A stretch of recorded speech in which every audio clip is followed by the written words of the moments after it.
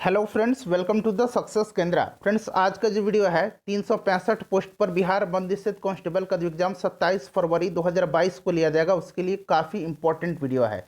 देखिए फ्रेंड्स, बिहार मध्य निषेध कांस्टेबल का जो एग्ज़ाम होगा ये 10th लेवल का होगा। 10th लेवल के प्रश्न एग्जाम में पूछे जाएंगे और CSBC जो है यह एग्ज़ाम कंडक्ट करवाएगी। तो CSBC के द्वारा प्रीवियस ईयर में 10th लेवल पर जितने भी एग्ज़ाम कंडक्ट करवाए गए हैं उन्हीं पर आधारित प्रश्नों को इस वीडियो में हम कवर करेंगे। एक तरह से कह सकते हैं आपकी ये गेस क्वेश्चंस हैं। इसी प्रकार के प्रश्न आपके एग्जाम में पूछे जाएंगे और इनकी संभावनाएं सबसे ज़्यादा हैं।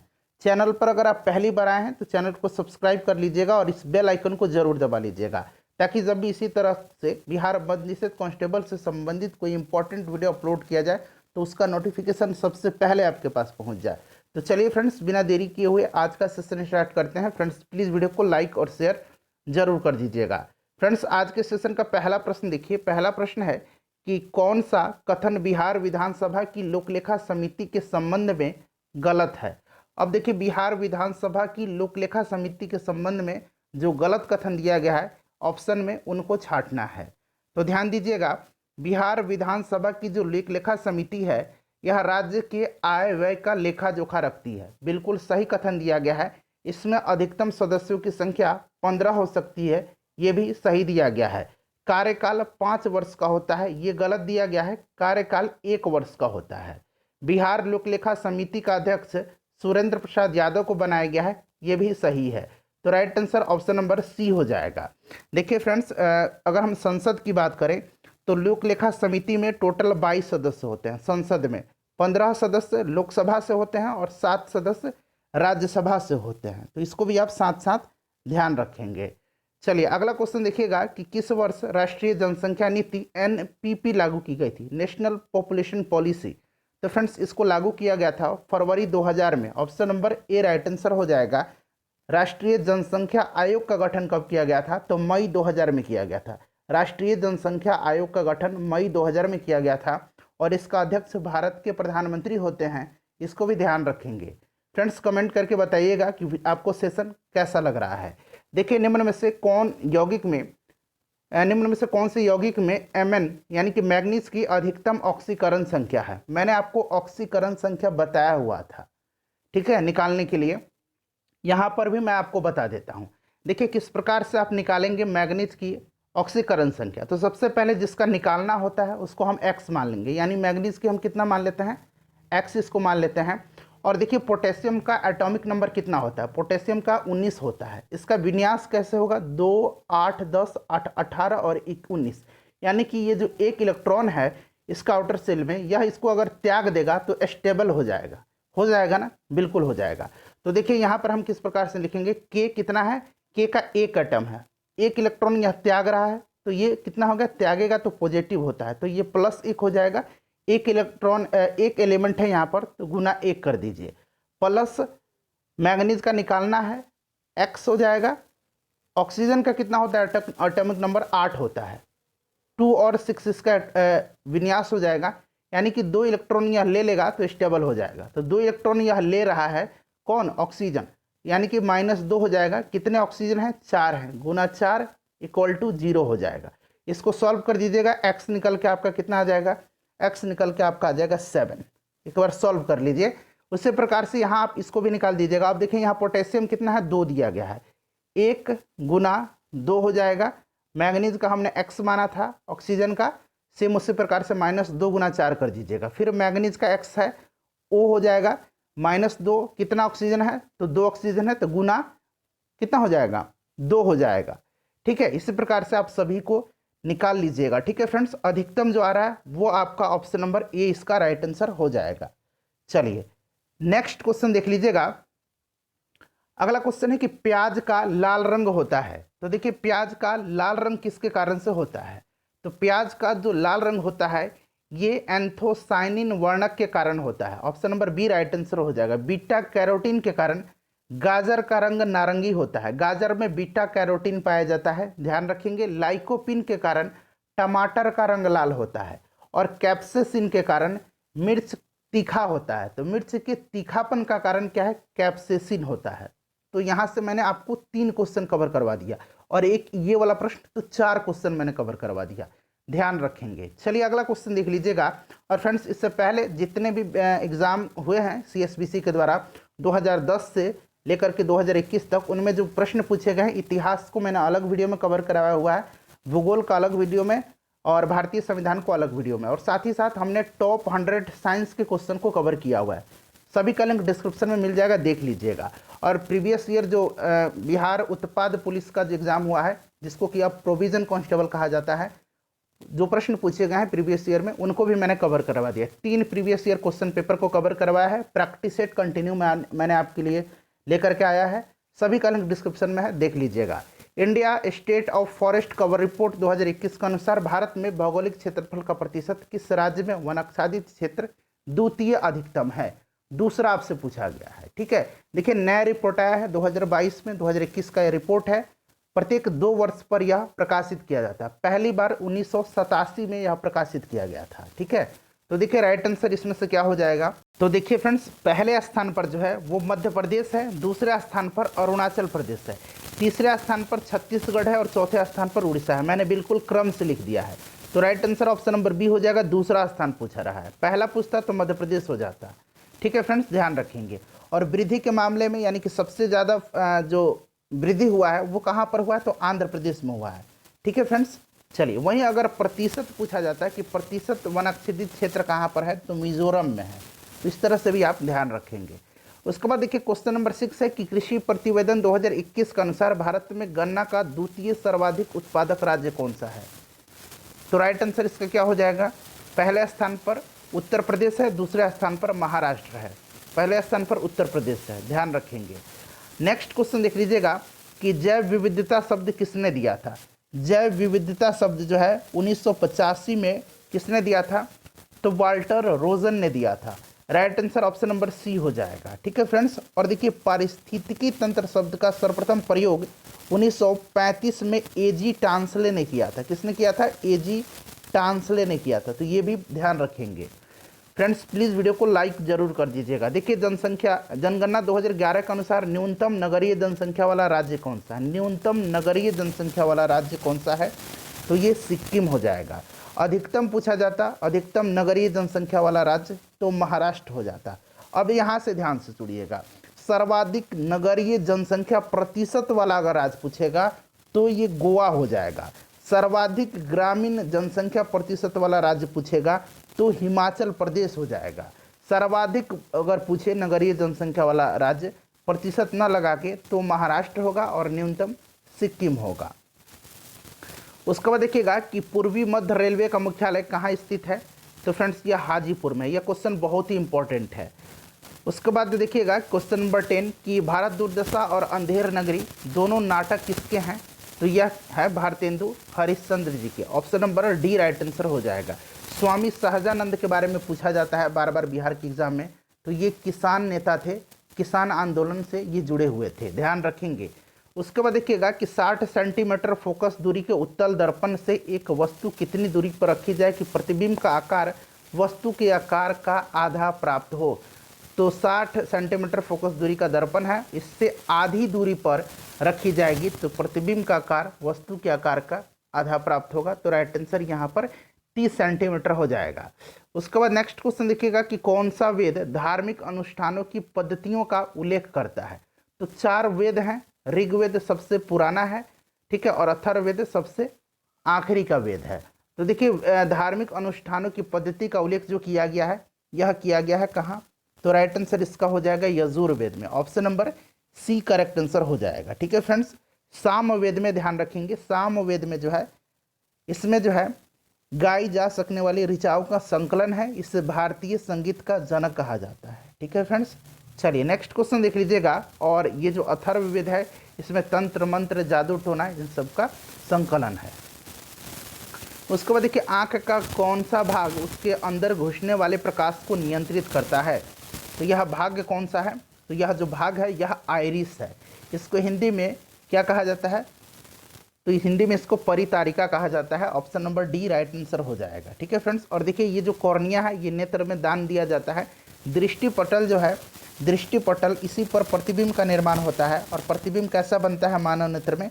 तो दृष्टिपटल पर वस्तु का प्रतिबिंब जो है उल्टा, वास्तविक और छोटा बनता है। ध्यान रखेंगे इस बात को। अगला प्रश्न देख लीजिएगा, क्वेश्चन नंबर 14 कि लता मंगेशकर को भारत रत्न से किस वर्ष सम्मानित किया गया? देखिए हाल ही में इनका निधन हो गया है, तो इनसे संबंधित क्वेश्चन पूछे जा सकते हैं। भारत रत्न से इनको सम्मानित किया गया था सन 2001 में। और दादा साहब फाल्के पुरस्कार इनको कब दिया गया था? तो 1989 में। ठीक है फ्रेंड्स, सिनेमा के क्षेत्र में अतुलनीय योगदान के लिए दिया जाता है दादा साहब फाल्के अवार्ड।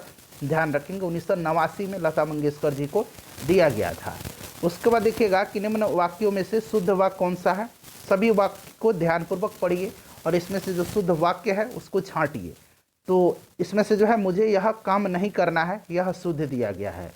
उसके बाद देखिएगा कि सरोज स्मृति शोक गीत किसने लिखा है? सरोज स्मृति शोक गीत जो है इसको लिखा किसने है? देखिए सरोज स्मृति क्या है? तो एक शोक गीत है, ध्यान रखेंगे।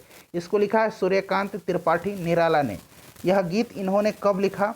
तो यह गीत लिखा है इन्होंने 1935 में अपनी पुत्री सरोज के निधन के उपरांत, 1935 में, 1935 में। अगला प्रश्न देखिएगा कि उपयुक्त शब्द का सही संधि विच्छेद कौन सा है? तो राइट आंसर इसका क्या हो जाएगा? राइट आंसर इसका ऊपरी प्लस उक्त हो जाएगा, यानी कि ऑप्शन नंबर ए जो है ये करेक्ट लिखा गया है। ध्यान रखेंगे फ्रेंड्स, ये पूछा गया प्रश्न है। उसके बाद देखिएगा कि विद्युत चुंबकीय प्रेरण की खोज किसने की थी? विद्युत चुंबकीय प्रेरण की खोज किया था माइकल फैराडे ने। Option number D right answer हो जाएगा, माइकल फैराडे। नेक्स्ट क्वेश्चन है कि गुणसूत्र कहाँ पाए जाते हैं? अंग्रेजी में इसको कहा जाता है क्रोमोजोम। ठीक है, क्रोमोजोम इसको कहा जाता है। और देखिए फ्रेंड्स, मानव में, मनुष्य में गुणसूत्र कितने पाए जाते हैं? तो 46 गुणसूत्र पाए जाते हैं। ठीक है, यानी कि क्रोमोजोम पाए जाते हैं। क्लियर है? और गुणसूत्र कहाँ पाए जाते हैं? तो फ्रेंड्स यह केंद्रक में पाए जाते हैं। क्लियर है? ध्यान रखेंगे फ्रेंड्स, गुणसूत्र जो है ये जीन ले जाने वाले और माता पिता से संतानों को वंशानुक्रम या पात्रों के हस्तांतरण में मदद करते हैं। क्रोमोजोम की संख्या 46 है मनुष्य में, ध्यान रखेंगे। उसके बाद देखिए मगध के किस प्रारंभिक शासक को गद्दी के लिए उसके पुत्र ने हत्या कर दी थी? तो मगध का प्रारंभिक शासक कौन था? तो फ्रेंड्स यह इसमें से ऑप्शन के हिसाब से बात करें तो बिंबिसार था। बिंबिसार का पुत्र अजातशत्रु था, जिसने बिंबिसार की हत्या करके मगध की राजगद्दी पर बैठा। मगध की प्रारंभिक राजधानी कहाँ थी? तो राजगृह थी या गृहव्रज थी? ध्यान रखेंगे, राजधानी को राजगृह से पाटलिपुत्र किसने लाया? तो उदयन लाया था, उदयन। ठीक है, ये अजातशत्रु का पुत्र था उदयन। चलिए, और बिंबिसार जो था यह हर्यंक वंश का संस्थापक था, ध्यान रखेंगे। नेक्स्ट क्वेश्चन देख लीजिएगा कि ये पूछा गया है कि अभिक्रियाशील मूलक का नाम क्या है? देखिए CHO अभिक्रियाशील मूलक का नाम जो है ये एल्डिहाइड है। ऑप्शन नंबर सी इसका करेक्ट आंसर हो जाएगा। उसके बाद अगला क्वेश्चन देख लीजिएगा। नेक्स्ट क्वेश्चन है कि सेलम इस्पात संयंत्र किस राज्य में स्थित है? सेलम इस्पात संयंत्र, मैं अंग्रेजी में भी लिख दे रहा हूँ, किस राज्य में स्थित है? तो यह है तमिलनाडु में। अच्छा, कर्नाटक में कौन सा है? तो Visvesvaraya, Visvesvaraya iron and steel plant, ये कर्नाटक में है। ठीक है फ्रेंड्स, और वाइजैग स्टील प्लांट पूछा जाता है। वाइजैग स्टील प्लांट ये आंध्र प्रदेश में है या समुद्र तट पर है? कौन सा स्टील प्लांट समुद्र तट पर है? तो वाइजैग है, ध्यान रखेंगे। नेक्स्ट क्वेश्चन देख लीजिएगा कि समतल दर्पण पर लंबवत आपतित होते हुए प्रकाश की किरण का परावर्तन कोण का मान कितना होगा? तो इस कोण का मान 0 डिग्री होगा, 0 डिग्री होगा, ध्यान रखिएगा, इंपॉर्टेंट है। उसके बाद देखिएगा कि घरों में विद्युत आपूर्ति की जाती है। तो देखिए फ्रेंड्स, यहाँ पर 220 वोल्ट प्रत्यावर्ती धारा लिखा गया, ये 220 वोल्ट है। ठीक है, 220 वोल्ट प्रत्यावर्ती धारा, option number C right answer हो जाएगा। फ्रीक्वेंसी अगर पूछेगा तो 50 हर्ट्ज हो जाएगा, इसको भी ध्यान रखिएगा।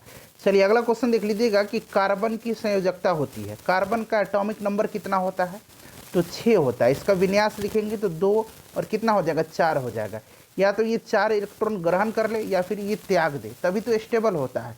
तो राइट आंसर इसका क्या हो जाएगा? 4 इसकी संयोजकता हो जाएगा। ऑक्सीजन का पूछेगा उसी प्रकार से, तो 8 होता है एटॉमिक नंबर, 2 और 6 इसका विन्यास हो जाएगा। 2 इलेक्ट्रॉन ये ले लेता है तो स्टेबल हो जाएगा, यानी कि ऑक्सीजन का 2 हो जाएगा। उसके बाद नेक्स्ट क्वेश्चन देखिएगा कि विद्युत धारा की SI यूनिट क्या है? तो विद्युत धारा का एम्पियर हो जाएगा। विद्युत धारा मापा जाता है किससे? तो एम्मीटर से। ठीक है फ्रेंड्स, इसको भी ध्यान रखेंगे। उसके बाद देखिए टार्टारिक अम्ल मुक्त अम्ल के रूप में होता है, तो टार्टारिक अम्ल होता है इमली में, राइट आंसर हो जाएगा इमली में। दूध में लैक्टिक एसिड, सेव में मैलिक एसिड, सेव में मैलिक एसिड होता है और नींबू में सिट्रिक एसिड होता है। अगला प्रश्न देखिएगा कि हिंदू महासभा के संस्थापक कौन थे। हिंदू महासभा की स्थापना किसने किया था, तो हिंदू महासभा की स्थापना विनायक दामोदर सावरकर, पंडित मदन मोहन मालवीय और लाला लाजपत राय ने मिलकर के किया था। तो यहाँ पर देखिए पंडित मदन मोहन मालवीय दिया गया है, right answer option number A हो जाएगा। उसके बाद देखिएगा कि रक्त का पीएच मान कितना होता है, तो रक्त का पीएच मान 7.4 होता है। पीएच स्केल कितना होता है, 0 से लेकर के 14 तक। 7 जिसका पीएच मान होता है वो उदासीन होता है, 7 से जिसका ज़्यादा होता है वो क्षारीय होता है, 7 से जिसका कम होता है वो अम्लीय होता है। पीएच स्केल का खोज सोरेनसन ने किया था। चलिए अगला प्रश्न देखिएगा कि विद्युत धारा उत्पन्न करने के यंत्र को कहते हैं, तो यह यंत्र है जनरेटर, जिसको कि हिंदी में जनित्र कहा जाता है। ठीक है, जनित्र कहा जाता है। उसके बाद 31 नंबर क्वेश्चन देखिएगा कि प्रधानमंत्री लाल बहादुर शास्त्री ने किस समझौते पर हस्ताक्षर किया था, तो यह समझौता कौन था, तो फ्रेंड्स यह ताशकंद समझौता था। ये ताशकंद समझौता हुआ था कब, तो 1966 में। ठीक है, इस पर लाल बहादुर शास्त्री जी और अयूब खान जो थे पाकिस्तान के, उन्होंने हस्ताक्षर किए थे। ताशकंद जो है ये उज्बेकिस्तान की राजधानी है। उसके बाद देखिए शिमला समझौता जो है ये कब हुआ था, तो शिमला समझौता 1971 में हुआ था, इंदिरा गांधी और जुल्फिकार अली भुट्टो के मध्य में। सिंधु नदी जल समझौता जो है यह हुआ था पंडित जवाहरलाल नेहरू और अयूब खान के बीच 1960 में, तो इसको भी ध्यान रखेंगे। अगला प्रश्न देखिएगा कि भारत के नियंत्रक और महालेखा परीक्षक की नियुक्ति कौन करता है, तो वर्तमान में भारत के नियंत्रक और महालेखा परीक्षक जो है ये गिरीश चंद्र मुर्मू हैं। ये भारत के 14वें नियंत्रक एवं महालेखा परीक्षक हैं गिरीश चंद्र मुर्मू। इनकी नियुक्ति कौन करता है नियंत्रक एवं महालेखा परीक्षक की, तो भारत के राष्ट्रपति। इनका कार्यकाल 6 वर्ष या फिर 65 वर्ष की आयु जो भी पहले पूरी हो जाती है ये सेवानिवृत्त हो जाते हैं। उसके बाद देखिएगा कि मीथेन में हाइड्रोजन तथा कार्बन की परमाणु संख्याओं का अनुपात कितना है। मीथेन का फॉर्मूला CH4 होता है। इसमें हाइड्रोजन और कार्बन की परमाणु संख्या, तो हाइड्रोजन का कितना है 4 है। ठीक है, परमाणु संख्या 4 हो जाएगा। और देखिए कार्बन का कितना हो जाएगा परमाणु संख्या, तो कार्बन 1 है, हाइड्रोजन का 1 होता है, 4 हाइड्रोजन है 4 हो जाएगा। कार्बन का कितना होता है, तो कार्बन का मैंने बताया था कितना होता है 6 होता है एटॉमिक नंबर। ठीक है, परमाणु संख्या तो देखिए कितना हो जाएगा 2 दूना 4 और 2 तिहाई 6, यानी कि 2 अनुपात ये 3 होना चाहिए था। यहाँ पर 2 अनुपात 3 बना लीजिएगा ऑप्शन में। ठीक है, मैंने आपको समझा दिया, बस इतना ही आप समझिए, 2 अनुपात 3 हो जाएगा। और यहाँ परमाणु संख्या ना पूछ के पूछता है कि हाइड्रोजन और कार्बन के तत्वों का अनुपात क्या है, तत्वों का अनुपात, या सिर्फ हाइड्रोजन और कार्बन का अनुपात क्या है। तो हाइड्रोजन कितना है CH4 में, देखिए हाइड्रोजन 4 है और ऑक्सीजन 1 है, तो ये 4 अनुपात 1 हो जाता, जो कि यहाँ ऑप्शन में दिखा गया है, लेकिन यहाँ परमाणु संख्या लिखा गया है, एटॉमिक नंबर लिखा गया है, तो ये कितना हो जाएगा 2 अनुपात 3। उसके बाद देख लीजिएगा कि NCB का पूरा यानी कि फुल फॉर्म पूछा गया है, तो नारकोटिक्स कंट्रोल ब्यूरो होता है, नारकोटिक्स कंट्रोल ब्यूरो। इंपॉर्टेंट है, ये ध्यान रखेंगे क्योंकि आप मद निषेध सिपाही का एग्जाम देने जा रहे हैं। उसके बाद देख लीजिएगा कि भारत में जो GST नंबर होता है, गुड्स एंड सर्विसेज टैक्स, ये कितने अंक का होता है। अच्छा, सबसे पहले आप कमेंट करके बताइए कि भारत में GST कब लागू हुआ था। ठीक है, डेट सहित लिख करके बताइएगा। GST नंबर होता है 15 अंक का। ठीक है फ्रेंड्स, उसके बाद 10 अंक का परमानेंट अकाउंट नंबर होता है जिसको कि पैन नंबर कहा जाता है।